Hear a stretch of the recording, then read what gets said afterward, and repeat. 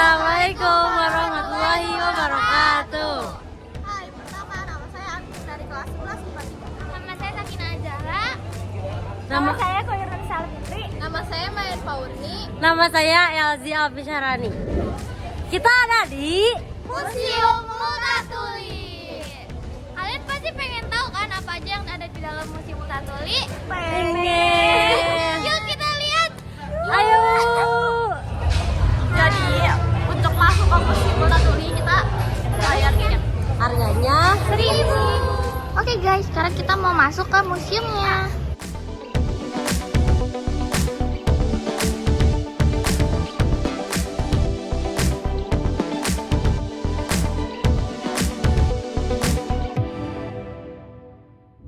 Nah guys, Ini kita lagi sama Multatuli.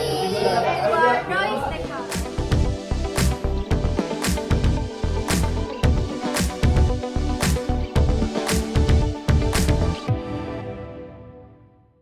Halo teman-teman, di belakang saya di sini ada kapal The Batavia. Mengapa disebut Batavia? Nama Batavia ini diambil dari nama suku Germanik yang bermukim di tepi sungai Rhine pada zaman Kekaisaran Romawi. Di sini ada macam-macam kapal, ada Havemann, Prince Wilhelm, dan Gericke. Di sini ada logo 1, 2, 3 yang dijelaskan. Contohnya satu bendera Republik Belanda Serikat. Contohnya itu yang di atas. Ya.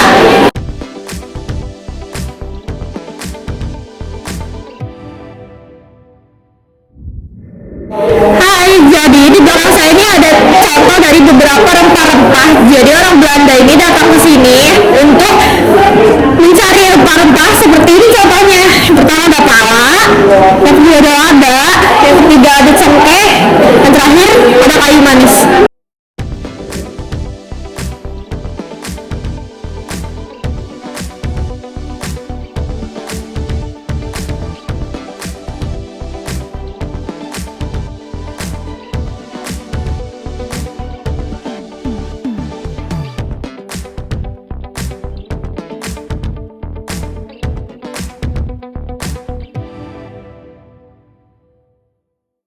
Jadi di sini ada topi. Topi ini kerap disebut topi sinder. Kata sinder transliterasi dari opsener dalam bahasa Belanda yang berarti mandor atau pengawas.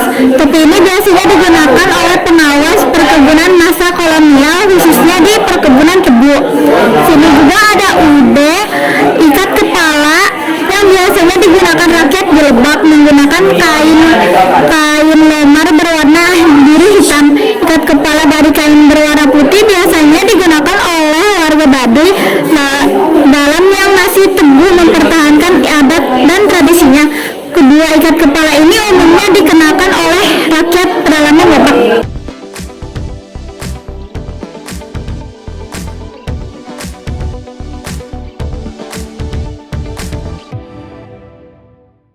Oke teman-teman, jadi di samping saya ini ada kopi dan kopi daun.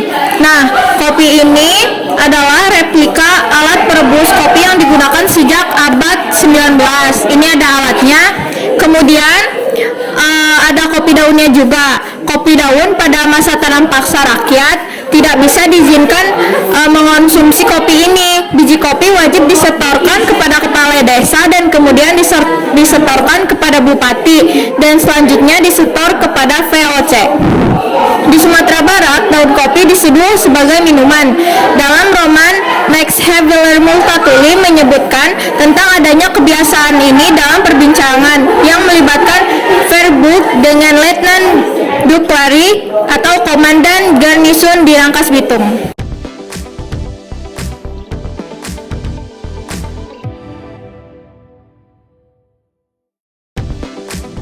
Hai guys, jadi di sini ada bentuk alat giling kopi. Nah, alatnya itu seperti ini. Ini adalah biji kopi. Lalu biji kopinya akan dikeringkan. Jadi seperti ini. Setelah dikeringkan, biji kopinya akan digiling. Terus ini adalah bentuk mesin manual penggiling kopi digunakan sejak abad 19. Digerakkan oleh tuas yang terhubungkan dengan gerigi yang menggerakkan pengerus kopi di dalam kotak. Biji kopi yang tergerus dan menjadi bikin ini.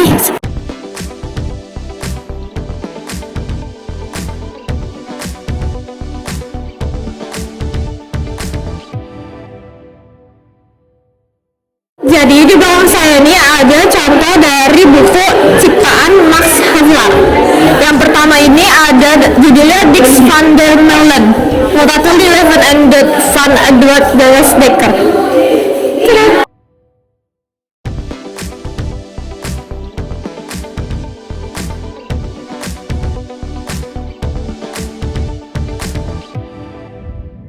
Jadi di belakang saya ini ada surat Multatuli. Surat ini dikirim dari Edward, Raja Belanda William, memuat proses atas situasi di tanah jajahan yang pernah di dalamnya serta pemberitahuan perihal naskah buku Max Havelaar yang akan terbit.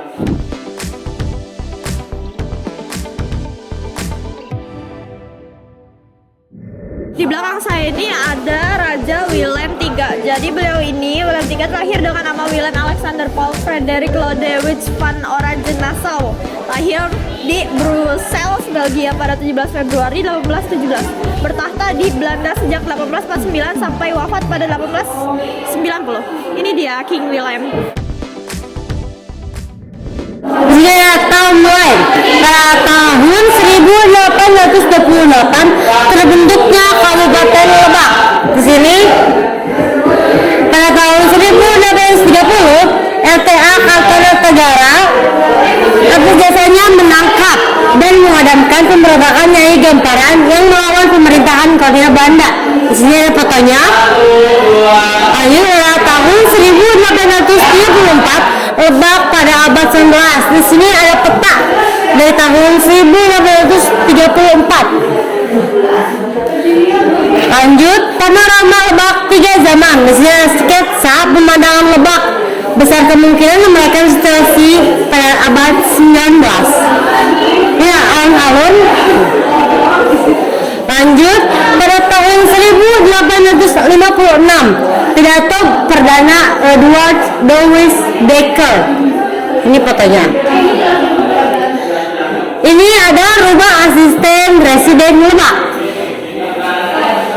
Lanjut, pada tahun 1900 sampai 1901 kereta Batavia ke Rangkas Bitung ke Sajra. Ini fotonya. Lanjut, pada tahun 1829 sampai 1948 dalam kurun tahun 1890 sampai 1939 ada sekitar 30.000 lebih tenaga kerja dari Jawa dikirim ke Suriname. Beberapa di antaranya berasal dari Lebak. Mereka dipekerjakan sebagai buruh di perkebunan tebu. Ini fotonya.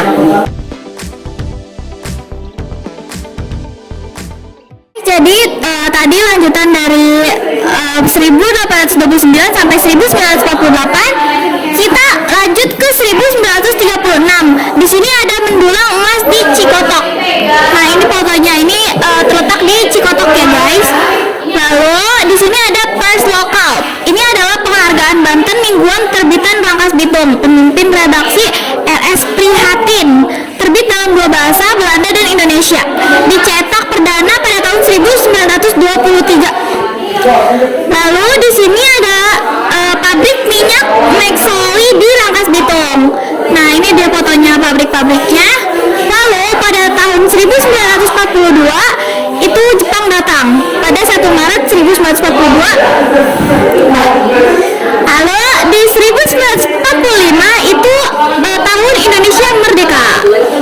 Nah, ini adalah foto Pak Soekarno ketika sedang membacakan kemerdekaan Indonesia.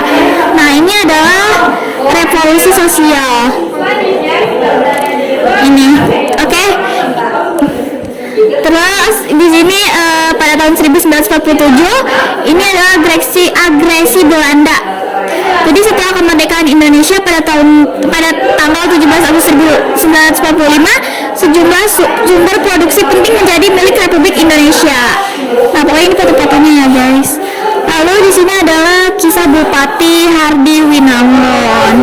Sebelum menjabat sebagai Bupati Lebak, Raden Rumenggung Hardi Winangun bertugas sebagai Patih Indramayu. Pengumuman promosi kenaikan pangkatnya pada tanggal 26 Januari 1939.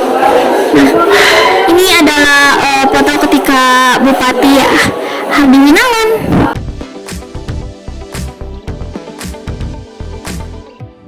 Nah, jadi teman-teman, di sini adalah baju bupati. Nah, baju bupati ini biasanya digunakan dalam acara resmi.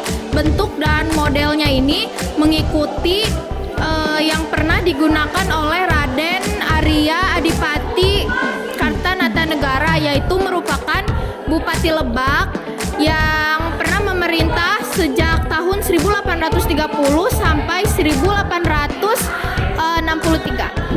Jadi di belakang saya ini ada surat Bung Karno untuk Samuel Fatterbeck.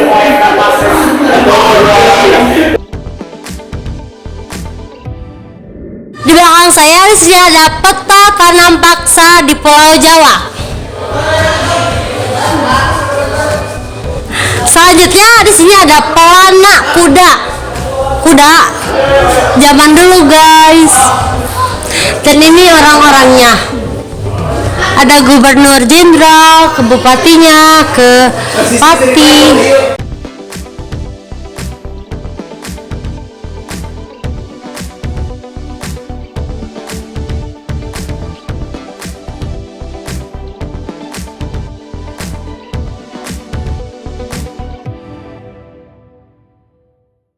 Ini adalah 12 motif dari Lebak. Nah, ini dia foto-fotonya, motif-motifnya.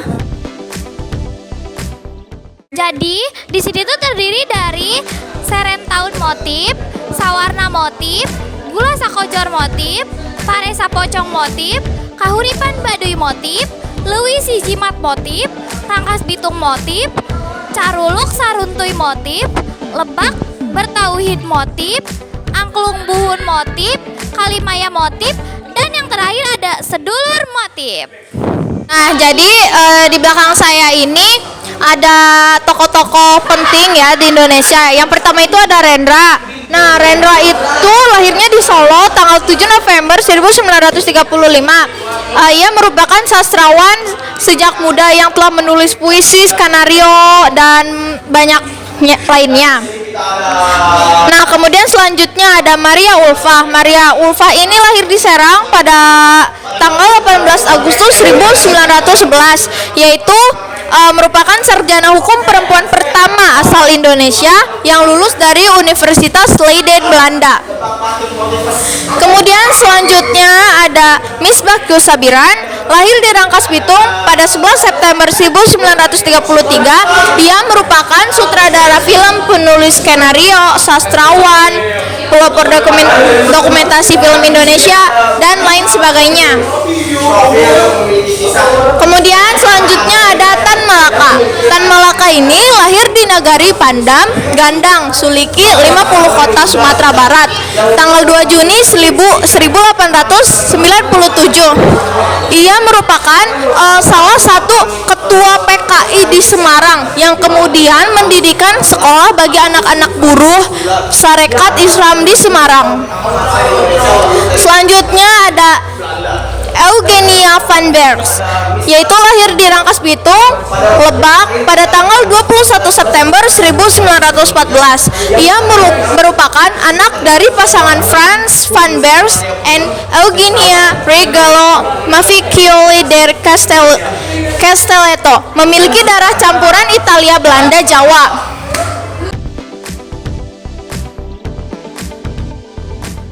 Jadi di belakang saya ini ada satu dari alat tenun dan kain yang dihasilkan dari alat tenun tersebut. Motif kain batik Baduy kini terkenal ke seantero negeri. Pada mulanya kain tersebut ditenun menggunakan alat yang sederhana ini. Warga Baduy memiliki tradisi yang mengatur waktu-waktu tertentu untuk menenun kain. Mereka tidak menenun pada saat larangan bulan, hari-hari yang ditabuhkan berdasarkan kepercayaan orang Baduy. Saat upacara Kawalu dan saat berkabung, warga Baduy percaya waktu yang baik untuk menenun kain adalah pada bulan K5, K7, Kapit Kayu, dan K8.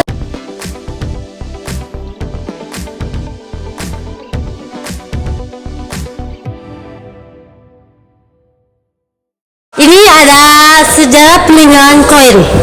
Koin pecahan 1 sen dikeluarkan pada 1857, digunakan semasa ulanan paksa, terbuat dari tembaga dengan lambang mahkota kerajaan Belanda. Koin menggunakan aksara Arab, pegangan berbunyi 1 sen rupiah.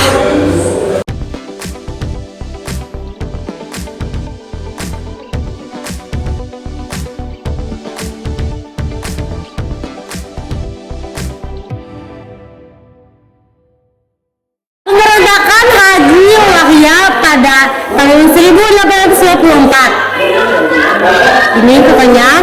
Lanjut ada pemberontakan Nimas Gamparan.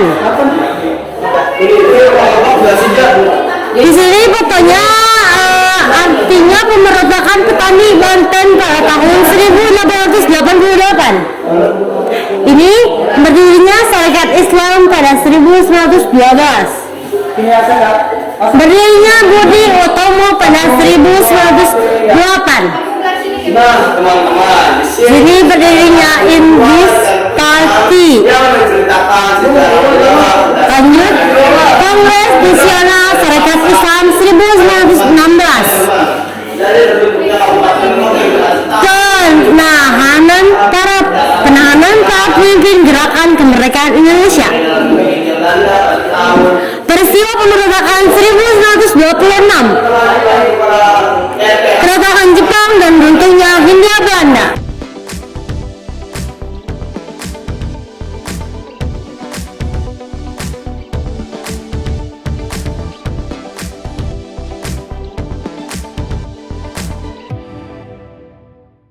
Saya terdapat prasasti Cidang Hiang. Prasasti ini berasal dari era kerajaan Tarumanegara pada kurun abad ke-4 sampai ke-5, ditemukan di Desa Lebak, Manjul, Kabupaten Pandeglang. Kalimat ini dalam prasasti ini berbunyi, inilah tanda keperwiraan, keagungan, dan keberanian yang sesungguhnya dari Raja Dunia yang mulia Purnawarman yang menjadi panji sekalian raja-raja. Prasasti ini menjadi bukti pengaruh kekuasaan Tarumanegara sampai ke wilayah Banten.